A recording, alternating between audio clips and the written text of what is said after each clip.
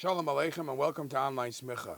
With the Yom Tiv, with the Rosh Hashanah, Tu B'Shvat, Rosh Hashanah Le'ilon approaching, perhaps we should just review maybe some of the Hayroi, some of the lessons we could learn from the Elon, and maybe also just share a halacha, review a halacha, which is not specifically connected to Tu B'Shvat, but when you speak about the Yom Tiv of fruits, of Ilonis and all that, maybe you speak about a halacha about peiros. So, the drush, let's start with the drush. We all know, ki ha'adam eitz hasada. In many ways, a human life, a person is compared to a growing tree. And there's many ways how we compare the two. But I will give you a short synopsis of what lessons you could learn from how a tree grows in the service of in serving Hashem.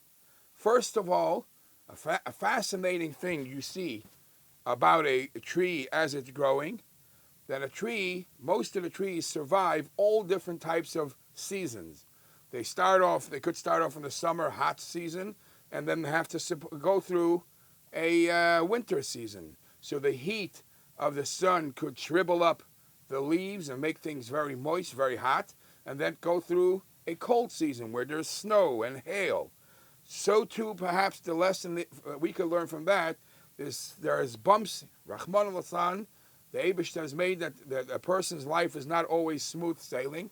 There is bumps up and down, and you have to learn how to survive through any season, just like Adam Eitz Hasada. Another lesson you could learn, that just like the tree, despite the fact that it's standing there like a piece of wood, people start piling dust on it, pushing earth on it, throwing all the garbage around it. You don't get affected of what people do to it, and the tree just keeps on growing, doing its job. I actually once saw in a sefer another beautiful lesson of Ki Adam Eitz Hasada as a lesson in chinuch, that the job that the tree does as it grows, you can't come every day and measure the growth. You come there and you do your job, you plant the tree, and the trees, years down the line, you'll see big growth. But from day to day, you don't see it growing. So it says in some Svarim, so too, you put your energy, you put your effort in educating your child. Don't come and hog him every day. See every day the growth. It's like you can't stand next to a tree, see how it grows a small centimeter. You can't see necessarily the growth of a child every single day too. Another lesson you can learn from the tree is the stronger the tree, what makes a tree strong and withstanding all the turbulent winds and the strong winds, whatever it is the deeper and the stronger how much it's rooted underground. The roots are deep down underground. If there are some roots and they're above ground, that's not strong. The deeper underground the tree is rooted in, the stronger it will stand. So too, it's brought in Chassidish Svarim that when a person does the right thing, don't do it on the surface. Don't make sure you get plaques and make announcements and everything should be for show. Sometimes the strongest effect you could have is the root that's really rooted underground. Just get it done. These are some lessons that you could learn from the tree. And one more lesson I once read is, the Eibishter makes many, many, many trees. You plant as many trees as you want. Each tree is on its own. Each tree somehow will find the sustenance from the nutrition, from the nutrient from under the ground, or however Hashem gives it its life, and it will produce. And don't worry the fact that there's another tree 10 feet away. The Eibishter gives every tree its chayis. So too, a person should believe that the Eibishter sustains every human being to get whatever what he deserves. And don't worry about trying to grab from somebody or that person taking away what belongs to you. No, there's many trees in an orchard, and there's many people in a community, and the Eibishter gives for everyone. Now this is in the Chelek Hadrush. Let me tell you, just to refresh a halacha in Chelek. Let me speak about a Chelek halacha to refresh something maybe you may never paid attention to. A fruit has many pluses to it. Obviously, the most common plus benefit that you have from a fruit, that is you eat it and it tastes good.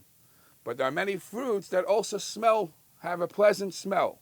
So let me quote to you a din in Shulchan Aruch, the Alter Rebbe in Seder Birchas Amenin, Perik Yud Aleph, Halacha Gimel. The Alter Rebbe says like this: if you are picking up a pri haroi lachila, if you're holding a fruit that you could eat, no matter if it's from a tree, like a tapuach, like a good apple or esrog, or it's something that grew from the ground, either way, if it has a good, pleasant smell, you have to make a bracha for the smell. The bracha you make is Baruch Atah Hashem Elokeinu Melech HaOlam Asher Nasan Reach Tov B'Peiros. If you're smelling it, if, however, you took the fruit in your hand to eat, and while you bring it closer to your face, it smells very, very, very pleasant, then because your main pleasure is the eating, you don't have to make any bracha. You don't have to make a bracha for the smell. Because you didn't pick it up to benefit from the smell. That was an additional plus.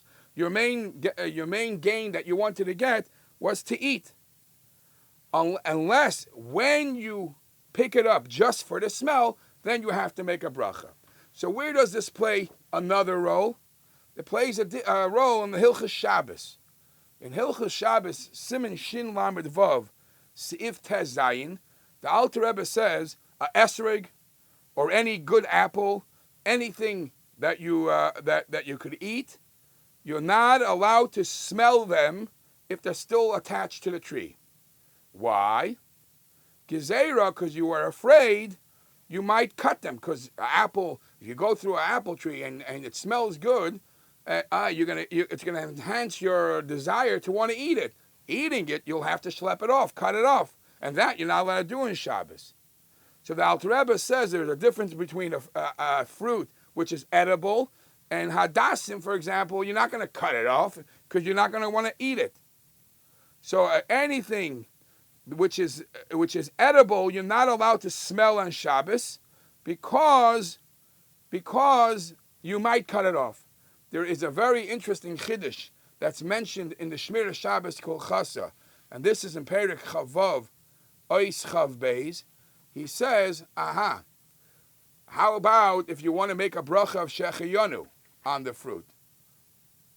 And some say, which if you follow the opinion that when you see a new fruit, you can make a shechiyanu, that's even when the fruit is still attached to the tree.